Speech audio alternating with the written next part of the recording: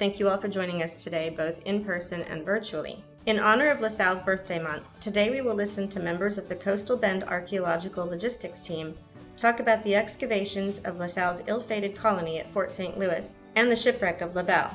Artifacts from both sites are on display in the museum's permanent exhibit. Much of what we do is supported by members of the museum. Please consider becoming a member. LaSalle came to Canada from France to seek his fortune.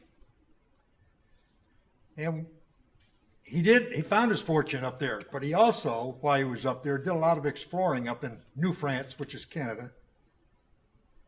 And in 1682, he sailed down to the mouth of the Mississippi, and he took readings, latitude and longitude readings. This was now a passage to the interior. This river, Mississippi, was a passage to the interior and expanded the possibilities for the fur trade for New France. So he went back to he recognized the importance of having a port city at the mouth of the Mississippi. He went back to France, got the King of France to give him 4 ships and supplies to come over here and establish a settlement at the mouth of the Mississippi. And I'll fast forward to the fact that he ends up with just 1 ship, La Belle, and La Belle's in Matagorda Bay. He has no contact or any way to get back to civilization other than La Belle, and La Belle sinks in a storm. The Indians told the Spaniards that the French were here, and so they immediately started looking for him, and they sent up 10 expeditions trying to find the French. And on one of those, they found a mast sticking up out of Matagorda Bay, and they plotted that on a map, a hand-drawn map. So, come to the present time, the 1995, that's where we started looking for La Belle using that French map, that Spanish map. And they basically dragged the metal detector behind a ship out there, and they got a hit. And he went down, and the diver went down there. First dive, I think, put his hand on part of a cannon and realized, yeah, this is La Belle. So that's what started La Belle. That's the background. So now it's 15 feet underwater. How do you excavate this thing? Well, Judd, tell them how they excavated it. Well, they built a cofferdam. They built 2 sets of structure and then filled that full of sand and made a platform for them to work on. And then they built inside of it, they pumped all the water out and were able to treat it as though it were dry land. Not exactly dry because it got wet pretty regularly, but it did help them with the excavation. On this cofferdam on top, they had generators and sump pumps. So the pumps had to run constantly to, this is a photograph of the ship, and this is the ship down at the bottom, but from the cofferdam went all the way around it. And as the water would seep in from the ocean floor, the pumps would have to run constantly to keep the excavation area dry.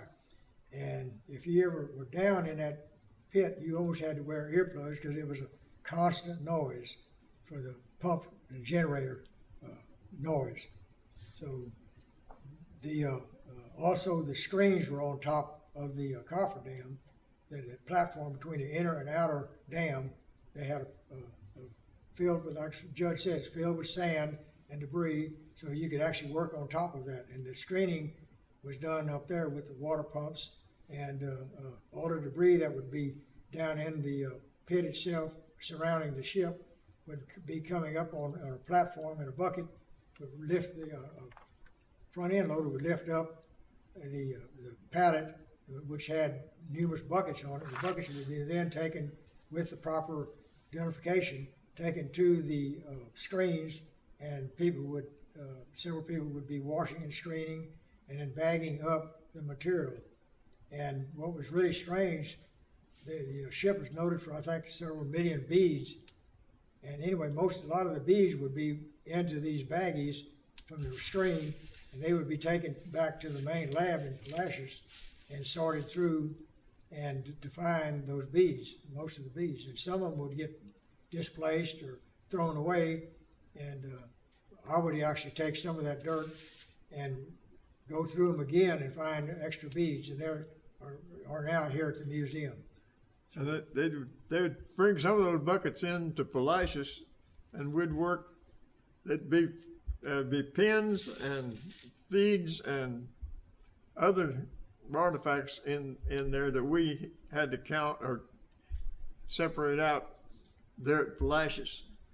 And they found a person laid on the anchor rope inside of the hull there, and that person was common. At the time they found him, they didn't know who he was, and they called him Dead Bob. He's been buried in Austin at the cemetery near the French headquarters there. French legation. Yeah. And they since found that his name was C, which we think may be Charlie Barantz. And let's see. They did find other items on the deck. You want to show them those items that they found, Bill? Well, on the ship, let me go here and see real quick. These are a pair of dividers that were actually found on the ship. They used this for navigation to chart distances and to a scale, make it to a scale so they knew where they were going. And this is a brass. It's very delicate, and surprisingly, it survived all that salt water. And this is a little jigger that was also found on the ship itself, and who knows what it was used for, unless it was used for alcohol. But I doubt that. But anyway, this is another item that was found on the ship. And I know you can't see these. This is a little straight pin. It's all small, made out of brass. And when we were screening, you would rub if you had your bare hands, you'd rub through the debitage and everything, the dirt. You'd stick one of these little pins would stick in your fingers. That was one way you found the pins. But of course, no one got sick from being poisoned by bacteria or anything, hopefully. And let's see. Well, that's about it from the ship. Let me show you one more thing. I don't want to trip, but this is another vessel that was found on the ship, and we're not sure what it was used for, but this is, as I can turn it around, you can see that most of it's missing. A nice rim, and it has a rim here that was pretty round. You probably had a lid on it, but as far as knowing exactly what it was used for, some sort of container, that's about all you can really say about it. And, did you want to talk to them about the bombs? The hand grenades? well, they had another set of pots that were similar to this, but they would have a liquid in there inside and had it sealed with a fuse on it. And these were used like a hand grenade, but firebomb, what they would call fire pots. And when they would throw it, light the fuse and throw it at another ship or whatever they wanted to destroy, and that thing would break. And when it did, it would splatter the liquid in there, the fire liquid, and it would catch on fire and burn the ship or whatever it hit. And I think we have one on display. If anybody's ever at the museum, you can go back over here behind me in the French quarters and the ship La Belle and see the fire pot. I guess that's... Okay, La Belle was a supply ship. you've seen some of the things we found. It had muskets, it had all kinds of tools, it had all kinds of household items, plates, and it was a supply ship for a new colony. So it had millions of artifacts. It had barrels of hatchets. Barrels of hatchets and cases of muskets. Yeah. And every case of muskets had a platoon leader's sword with it. It had gun flints. Thousands of them. The area where these tomahawk heads were in a rectangle box, and the musket balls and muskets, and they also had kegs, literally kegs of musket balls. And of course, the barrels had disintegrated or fallen apart, and it was just a big mound of musket balls. And then next to that, where the tomahawks were, there was a copper kitchen utilities, like a spatula, a screen where they poked holes in a flat plate, and just round bowls and plates that they had for a kitchen. There's a complete kitchen set. And like Judd had mentioned earlier, there was a rectangle box literally full of beads, and there were multicolored beads in there. And so that upped the inventory from like several thousand to several million.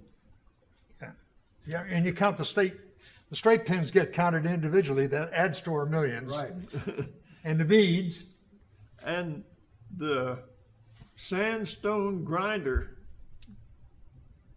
this size, they would use in the grinding mill to sharpen their material. And there was one of those also found on the boat. My wife and my favorite objects are, my wife was immediately taken by straight pins. This looks just like what you would buy today, except it's brass. And one of the things that my favorite thing that they found was they found a coil of copper wire, and I don't know how long it was, but let's say it's a couple 100 feet long wire, and it's about like 18 gauge or something. It's real thin wire, and it's coiled up like this. And when they find all this stuff, it's covered in accretions, and it needs to be conserved and cleaned. And anyway, so while in that conservation process for this wire, they noticed that about every 18 inches there were some marks on it, and that puzzled the archaeologists who were doing this. Is this to use to measure or something? What is this? And what they finally figured out is, you know how they make wire? They extrude wire. The way you make wire is you pull a piece of wire through a die that is smaller than the diameter, and it makes the diameter smaller, and it makes the wire longer. And then you pull it through another smaller one, and that's how you start off with a big hunk of copper, and you end up with wire that's 200 feet long. Well, that's what this was. They were grabbing it with a pair of pliers. This is how they extruded the wire. And they pull it through, and then they grab it again and pull it through. That just fascinates me. That's how they made the wire. Among the other coils was the rope. They found 1 inch rope still preserved well, and then we found the anchor rope, which is on display here, was 4-inch rope. And that's where they found the body of Dead Bob. So the artifacts went to A&M to get conserved, and that includes La Belle itself.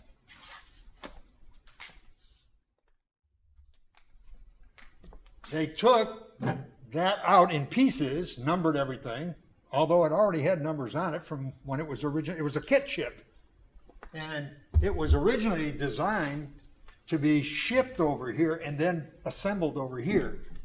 And what happened is LaSalle had so much stuff, they had to put it together over there and load it to have the capacity to satisfy the settlement here. Anyway, so the way you conserve some wood that's been underwater for 300 years is you have to get all the water out and you have to get all the salt out, and you can't let it dry out. So they soaked it. This is at A&M. They built a special tank to soak it, and they soaked it for, I'm just make up some numbers here, a couple years, and then they inject something in there, and it's polyethylene glycol, yeah, PEG. And what happened during that, and that takes years to do, and during that, between the time they started and before they were finished, the price of it went up so high that they ended up preserving this hull of the ship by vacuum drying. That's how they did it, like you make instant coffee. That's how they did it, and it's on display up at the Bob Bullock Museum, the State Museum of Texas in Austin. And I want to say all, and all isn't correct, but most of the other artifacts are right here at MCB. They're not all on display, of course, but most of them are here. They're also shared with Sue, help me out, 6 or 7 museums in the area. So tourists can come here and they can visit these different museums and see the different exhibition of different artifacts. And of course, this is the biggest collection right here. I think Corpus Christi has the bronze cannon. One of them. One of them, and then I think the other One one's in the Bay City, Bay City or Palacios. and the other one's in Austin. There were the 3 that were found, and they think that there were 4 originally because there was space for a 4th one, but it was probably found by somebody else and hauled it home. But anyway, they never found the other one. It would have been probably near if it had been left there, but the boat had been there forever, and everybody that was ever dredging down there wanted to tell you exactly where it was, but they didn't really know. But they did, when they found it, they knew exactly where they were looking. The 3 cannons, one of them was stored in Corpus because that was the only place that was certified to store those artifacts. Now we would be certified, and we might be able to at least get them to loan it to us occasionally. Yeah, those are brass swivel cannons, and they're not anywhere near as big as the cannons that are here, the iron cannons that are here at MCB. But they have a distinctive loop on them that's carved like a dolphin, and the dolphin is what the nickname of the King of France was, Louis XIV. And these would not have been on the boat as boat cannons. They were on the boat to be put at the Fort St. Louis that would have been at the mouth of the Mississippi. Those were designed to be placed at the head of the Mississippi at the fort there. They were designed to be a part of the boat. They were being shipped over here on the boat because they were down as part of the cargo. They were not boat cannons. Right. These black cannons are boat cannons. And remember, I said when they went out there with their metal detector out into Matagorda Bay, the first dive, the diver went down, and that's what he grabbed, one of these dolphin loops on a brass cannon. He knew you can't see out in Matagorda Bay, you can't see past the end of your hand. He grabbed this by feel. He knew this was LaBelle.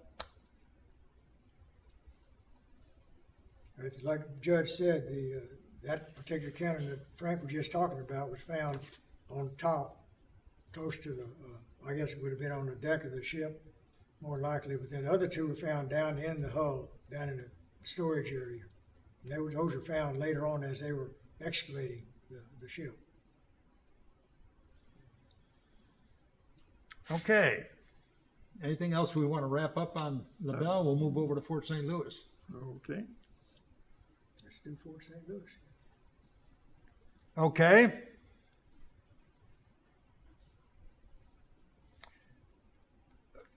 Fort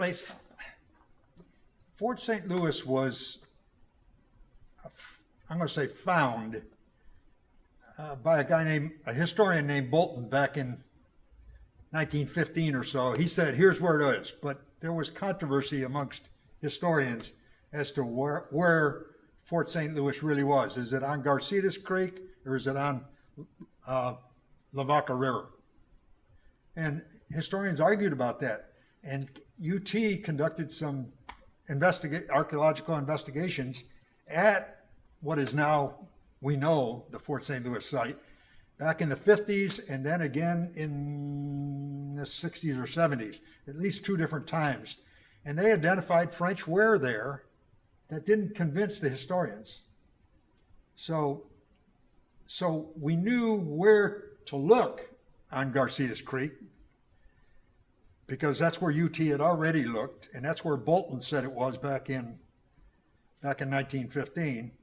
So that's where you went to look.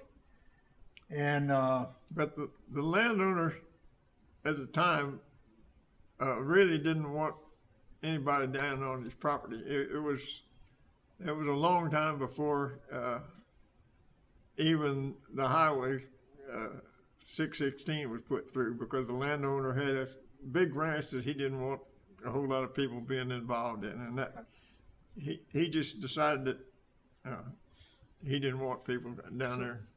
So I don't know if it was the environment around LaBelle that caused this ranch foreman to go out with a metal detector where half the historians said Fort St. Louis was. He found the cannons, and he alerted the Texas Historical Commission. That's how we ended up going there to dig Fort St. Louis. And by the way, he got fired for his efforts. But let me say a word about those cannons. There's 8 of them, 8 big iron cannons. I call them miracle cannons because, remember I said LaBelle is the only ship they ended up with. Well, one of their ships, LaBelle is a small ship, and she sailed through Pass Caballo into Matagorda Bay, Pass Caballo is a treacherous pass, especially when you've never been there before. Full of sandbars. So yeah, and so LaBelle got in. The next supply ship was La Mable, and La Mable had those 8 cannons in the hold. They weren't up on deck, they were in the hold, they were ballast. And so the captain of the ship had them taken off the ship so that it could have a better chance of getting through Pass Caballo. And he sunk. He went aground and sunk. So those 8 cannons that we have here at MCB should have been, they should be out in Matagorda Bay where the rest of La Mable stuff is, which will never be recovered because of where it is. Or in the Gulf of Mexico. We're in the Gulf of Mexico. So I call them miracle cannons. So LaSalle then took them up to his settlement, Fort St. Louis, to use at his settlement for defense. However, the cannonballs went down with La Mable or with LaSalle, with LaBelle. So he didn't have the cannonballs, more than a handful. And they used them as anvils, and they could still put powder in them and fire them off and scare away the Indians maybe one time, but that's about all they were good for. So that's why I call them the miracle cannons, because they shouldn't be here, and we got them. And by the way, we only have 7 here at MCB. The other one is at Bob Bullock Museum, on loan from us to Bob Bullock Museum, the State Museum of Texas, up in Austin. You know, the 8 cannons, as they were found, before they were found, there was a controversy. Half the people, researchers, would say, no, Fort St. Louis isn't there. It's in Jackson County. No, it's in Victoria County. And until those 8 cannon were found, or 7 we have here, but the 8 cannon were found in that pit with the Spanish. When they found Fort St. Louis, they took those 8 cannon, and it supposedly have been swivel guns also that were on the deck of Amable. And they reburied those, and we're going to come back for them. And then years later, the ranch foreman finds the cannons. And then that still wasn't convincing to some people until the Stockade Wall was found, the foundation for it, that went perimeter around the Fort St. Louis. That was established. A lot of people said, no, they didn't do that, but we found enough of the wall, the remnant of the wall, that proved that the wall did exist. And then another thing, in the Spanish diaries, they said that when they came upon Fort St. Louis, they found 3 remains of 3 humans, and so they reburied them, and we actual excavations found those 3 skeletons, which are on the wall here now. You can't see those, but so those 3 items definitely proved that Fort St. Louis did exist at that location. Well, Bill, you were in the Vanguard when we started at Fort St. Louis. Tell us what you did.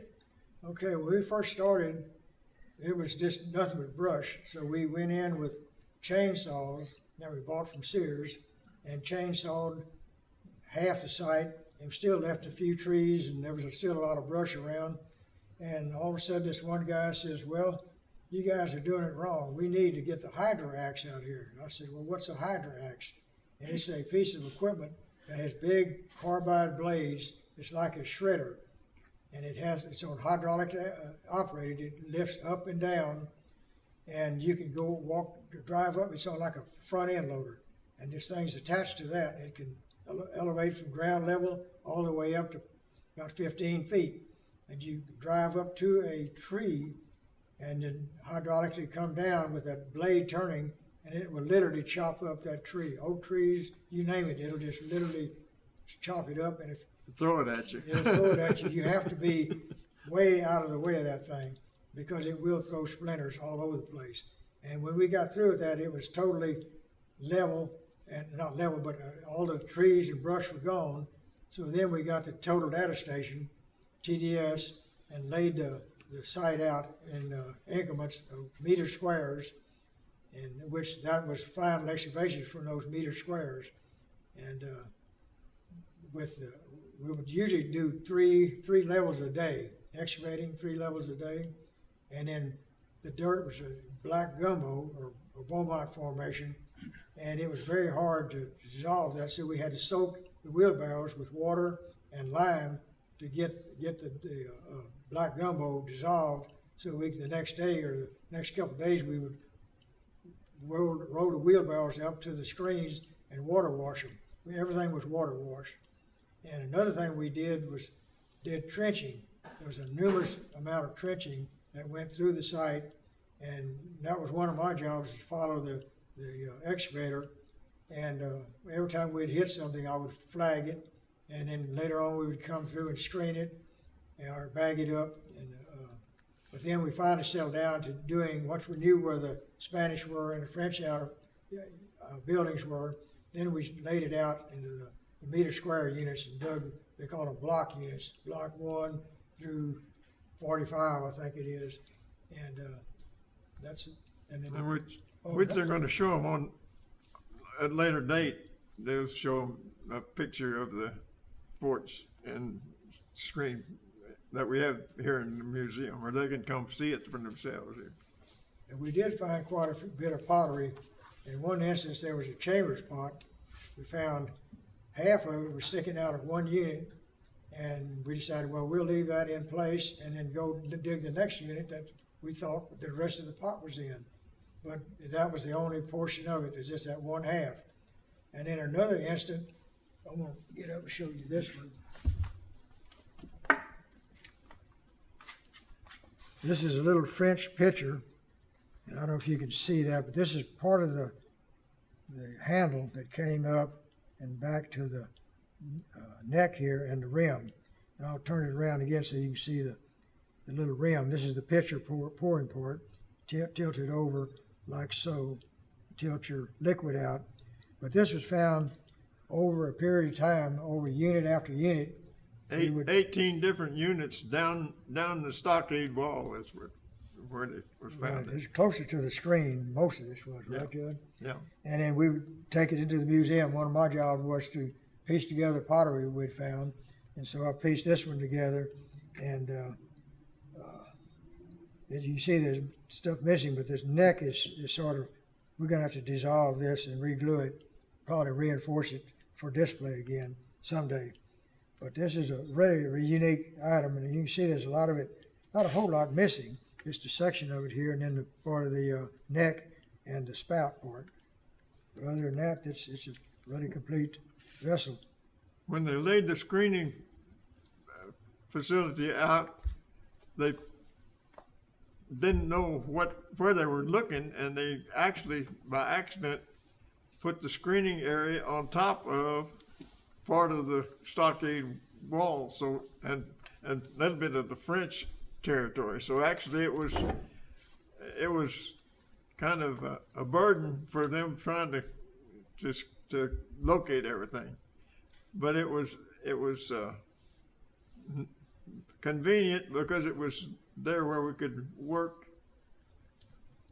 very well, and the screens were built on a ramp.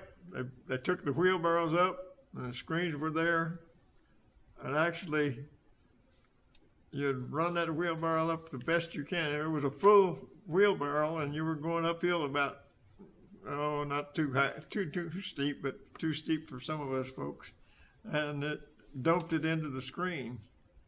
And occasionally, well, anyway, accidents did happen. What Judd is trying to say is he was going up with that wheelbarrow. I happened to be at the back end of it. He was right at the screen area as he was dumping.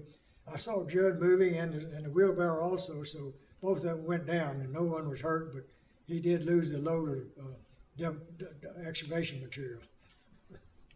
But we picked it back up. Yeah.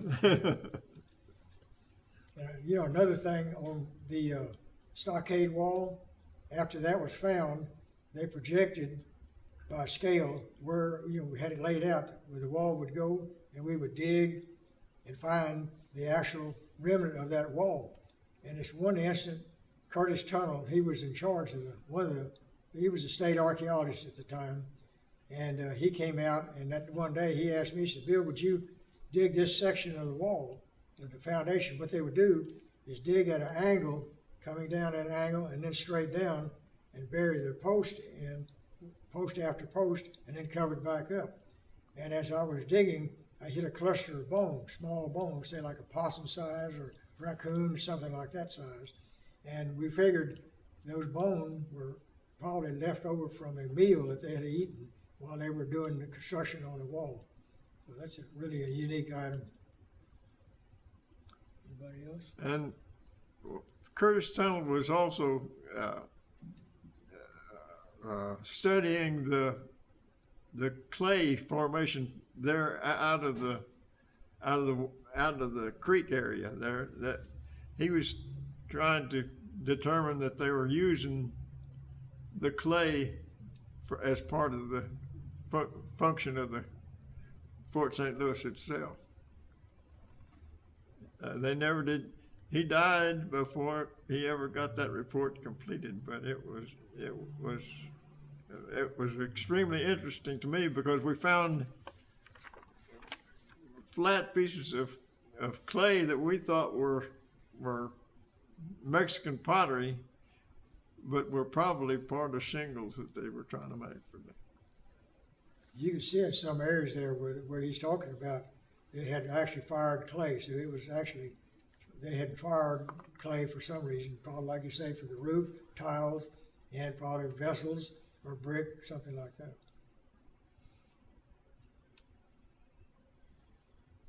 Another area of the site, they call it the Sandy Hill or the Indian campsite. And on that, they actually literally dug a trench through this campsite. And as they were digging with the backhoe, we would take about 5 gallon buckets and screen it. And as we were going through this one area, we'd find not cannonball, but musket balls and flakes, and maybe even an arrowhead or two, or Indian. One spot we found an Indian little pendant with a hole drilled through it. And in another area, we started finding pottery. And so we, instead of just doing 5 buckets, we did, I don't know how many, but we found at least half of this big Karankawa Indian bowl, big bowl. And we glued it together, and we were going to go back in, and actually the location where we found that pottery, we wanted to excavate that, but they didn't allow us to do that. So the rest of that pottery is still out there probably. But I think that was pretty unique. And another area, and the same thing, that Sandy Hill, there was one unit that I dug. It had European contact for the Native Americans. By that I mean there were pieces of iron, pieces of little musket balls, and an Indian scraper and an arrowhead. And as I was leveling the bottom of that unit out, I hit a little twig. I thought it was just a little root or something. As I moved it around, I could see it was actually one of these little straight pins that Frank's got a hold of. One of those little straight pins had been traded, or the Indians somehow got hold of that little pin and left it at the site. So that's, to me, that's European and Native American contact zone. Yeah, and remember, LaBelle had everything you'd need for a colony startup. But it also had thousands of straight pins, little bells called hawk's bells, tomahawks, beads. Those were all trade goods. Remember, LaSalle lived in Canada. He knew how, like Champlain before him, he knew how to get along with the Indians. And one of the things you needed was a lot of things you could trade with them. That's why all that stuff was on LaBelle. And some of it ends up at Fort St. Louis. Some of the items were found outside of the Stockade Wall were arrowheads. Very few arrowheads were really found in the territory, but they were evidence that the natives were there and ready to fight. The Stockade Wall is one of the things that historians argued about. They said they didn't really build this here. First, but there are drawings in the Spanish archives, and we've got a copy of them here in MCB up on the wall.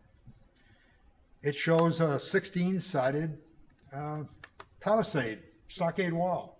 And as Bill kind of indicated, once we knew where one corner of that thing was by those drawings in the archives, we knew exactly where the next corner was going to be.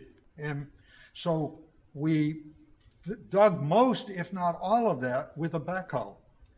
Because once we found where some of it was, and the way you can tell is when you dig down to where Bill said, down to where just the posts are there, that's all turned a different color of the soil. And so you can clean off this much. I'd say we dug off about 18, 20 inches with the backhoe. And then you take a trowel and work by hand, and you can see, and we have a picture here in MCB that shows what I'm talking about in this trench, shows a picture of the trench, one of the corners.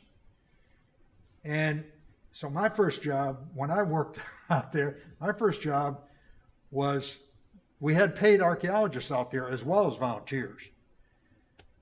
My first job was to use a weed eater to clean on both sides of this ditch to keep the critters away while we were doing that work in the ditch. And then we would uncover it. You could see the soil difference, so you knew exactly what you were looking at, and we'd take pictures of it and drawings of it. And toward the end of Fort St. Louis, we had uncovered this whole external wall where it had been with a trench about this wide, backhoe wide, and we laid some white vinyl all the way around and went up with a helicopter and took a picture of it. And there are pictures of that. In Judd, there are pictures of a lot of this that Texas Historical Commission has that are open to the public. Yes, for this Texas Historical Commission has Texas- got over 1,000 pictures of Fort St. Louis and of the Belle itself. So if anybody would really like to get that online, they could get it through the music, the Texas Commission. We do have a drawing behind me, or in front of me here, of the, if you ever come to the museum, you can see the outline of Fort St. Louis and Garcitas Creek, and it shows the layout of the Spanish Presidio, and there is one drawing that shows the original French buildings, how they were laid out. The Spanish fort was laid out over the Fort St. Louis. That's why we found a mixture of artifacts, Spanish artifacts plus the French artifacts. When the Spanish came, they buried the three portions of bones that they found all in one spot, which was just outside the part of the fort that would have been the chapel, which would have been the natural cemetery place. And when they went looking for the cemetery, that's really kind of where they started, but wherever they looked, they didn't find anything. They just they found no human remains other than the ones that the Spanish had already found and placed in that area. The cemetery still hadn't been found. One of the members of the Fort St. Louis group said that he returned and buried the group that had been massacred there. He said he buried 14, but where he buried them, and the area down there, it was black gumbo, hard digging. They dug with a linoleum scrub. What do you call that? That's linoleum. Chocolate or somebody called it that, I think. Anyway, it was a different item that you use to do. You don't do. It's not a trowel like Bill knows how to use. It's like a flat hoe. Yeah, you take a hoe and flatten it out. They use them up north to get the ice off the driveway. And of course, the person that came down there by himself or with somebody would not have buried them there because there's just too many sand places around that he would have probably picked as a place to bury them. I mean, the whole area down there is sand except on the upper level of the high ground there. Everything down, when you go to Garcitas Creek and the water comes down, it brings that sand and it just fills the whole area full of sand. It just, and the whole flat area down there where the creek is, or they called it a river, which technically it was, I guess, because they could bring boats up in it. So, but he would have naturally put them down there, and there were alligators around, so they if they didn't bury them too deep, alligators found them and used them for food. The Spanish got word that the French were there, and they started looking for them. And they sent 5 excursions by sea and 5 of them by land. And they worked from both sides. They worked from Mississippi, actually Alabama, and from Mexico. And these excursions went toward where we are, toward Matagorda Bay. And it took a while before they ever got there. And anyway, They finally found Fort St. Louis 4 years after the French were there, and about 3 months after the French were all dead. So that's when they got there. They found the 3 bodies. They gathered, it's basically bones.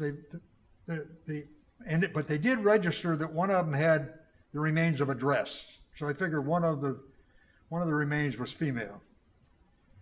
And they gathered those up and did what's called a bundle burial. They dug a hole about this wide, and we have a picture of us exposing that burial here in MCB.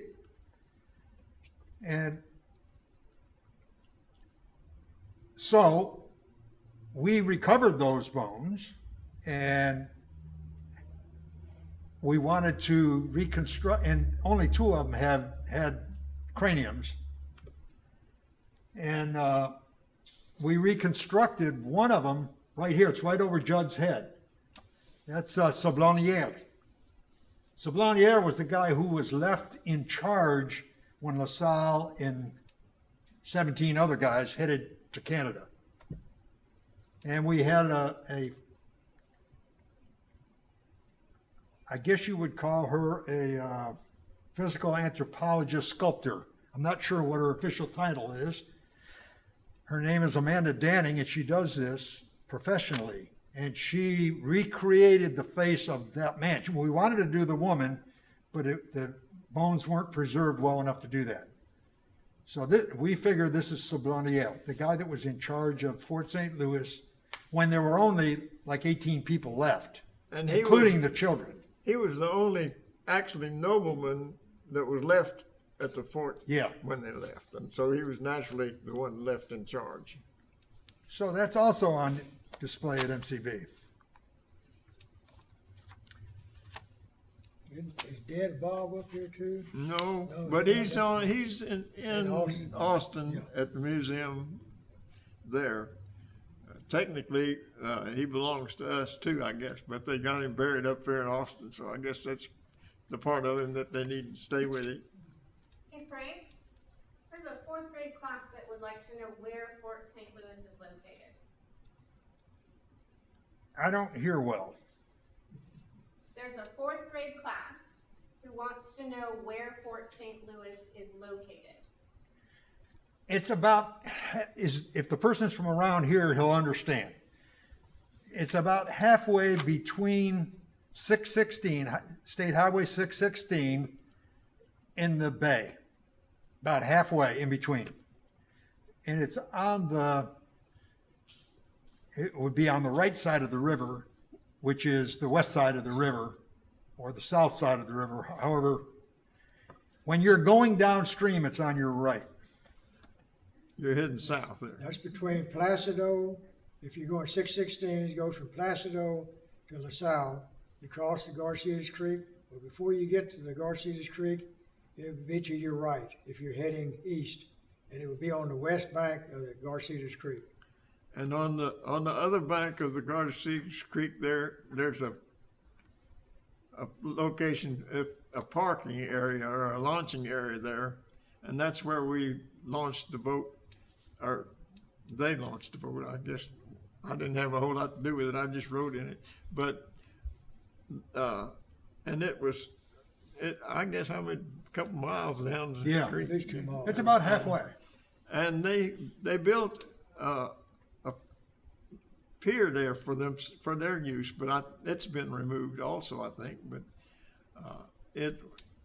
and there again, the landowners really didn't encourage people to be there. Even anyone down there really had to be pretty well investigated before they let them get on. The reason we went by boat is the landowners decided they didn't want all the traffic going through the ranch. So that's why we had that dock, and everybody would gather in the morning, and they would go by boat to the site, which is about 2 miles downstream, and unload, and then occasionally they would come back and get somebody else or whatever. That was the main trafficking area, because the landowners did not want road traffic through the site. Although we had cleared roads directed to the site, they didn't want traffic in the ranch. Well, directly is kind of it got there, but it went around a couple curves. Oh, yeah. Quite a few curves. I'd like to sum up what I learned at Fort St. Louis that the historians argued about. One, Fort St. Louis was on Garcetus Creek and it wasn't somewhere else. Two, it was right on top of the French, because when you do the lab work for artifacts that you find, everything is located. And so you take all this stuff, put it into a computer, and you can plot it, and you'll see that all the where the French buildings were and where the Spanish buildings were. So, that's the second thing. The Spanish did build right on top of Fort St. Louis. They came back 22 years later after they buried the cannons. And Couldn't find them. of course, couldn't find the cannon. That's, again, why they're miracle cannons. When they were there the first time, they were on foot and on horseback. They couldn't do anything with those cannons. So they buried them because they knew they were coming back. And when they did come back, 30 years later or so, they couldn't find them. They sent men back that were with them several times, but on the time they came back to rebuild, they didn't have anybody with them who had been there before. So it was just a guess, and they really didn't have any idea where they might be. They didn't have any metal detectors then, like they do today. So that's why they were We've got found. the good old days going for us right here for those kind of things. So what the archaeologists determined, one, where Fort St. Louis was, two, that the Spanish built right on top of it, and three, they had this drawing from the archives that showed this 16-sided Presidio wall, the Stockade Wall, and guess what? That's exactly what, and the historian said they never built that. Well, they did build that, so. And incidentally, that is the first location of Presidio La Bahia. Yeah. And that's what, when we refer to the Spanish, that is the Presidio La Bahia first site. The second site is in Mission Valley. They call it Mission Valley. It's on the Clegg property now, on the Guadalupe River. And then the third location is in Goliad at And that's Presidio La Bahia. that's why they called it La Bahia, which means by the bay. It never was by the bay after it left there. And the mission is drawn on the map of, it shows a drawing showing the mission just across the creek. And technically, they're still looking. Jackson County has always wanted to say that the fort was in Jackson County, but they're almost sure that the mission was in Jackson County. Yeah. And that's typical because the Spanish usually put a Presidio across the river or some kind of barrier, usually a river, from the mission. It's the way they did it. Keep the soldiers away from the neophytes. So, guys, we've got some questions. First of all, there's some students who would like to know about the dates and durations of things. For example, when La Belle sank, when Fort St. Louis was in existence, and for how long, and then also how long the Presidio was in place there. I didn't hear the first part of that, but I can answer the second two parts. Dates and durations. La Belle. Yeah. Well, they started Fort St. Louis. They got there in January of 85. That's when they got to Matagorda Bay. 1685. Yeah. 1685. Yeah. And I'm not exactly sure when they went up the river and found the permanent place for Fort St. Louis, but let's say it's the summer of 85. And by April of 89, they were all dead. So we're talking about from 85 to 89, basically is Fort St. Louis. And then 30 years later, in 1722, the Spanish built Presidio La Bahia, and that was good for no more than 2 years. They moved quickly up on the Guadalupe River. Well, it was a little longer than 2 years, because they left. Actually, the mission itself probably was only there for 4 years, but they were probably the Presidio itself was probably there. At least some kind of a settlement there or facility there from 1722 till probably 1740. Yeah. Something. Those facts are available to you. I don't have them right here, but I'll help you find them if you come over. So the next question is, how long did it take to excavate both of these sites? I think THC was there for 1996 till 2000. Is that right, Judd? I think that's right. Well, yeah, both sites. It started. The Belle started in 1996, and it lasted about 2 years. The facts are available to anybody who wants to find them for sure. But the other was almost on top of it because we were down there screening, and they started talking about finding the cannons. So it was late 96 or 97. 96. And then it was actually finished probably in about 2000, something like that. It was about 2002. 2000. Yeah, Well, we come 2000. in, It's 2000. whenever the museum started was about the end of the digging. In fact, Mo Brown, who started out being the head of the museum, was also working for them as a educational person. Judge, we helped take all of the Fort St. Louis lab material, load it up in a U-Haul trailer. That was 2000, right? I think so, yeah. Any questions from the room? And our beads that we found were several different kinds. They were the jet beads, which the priests were using for rosary beads. There were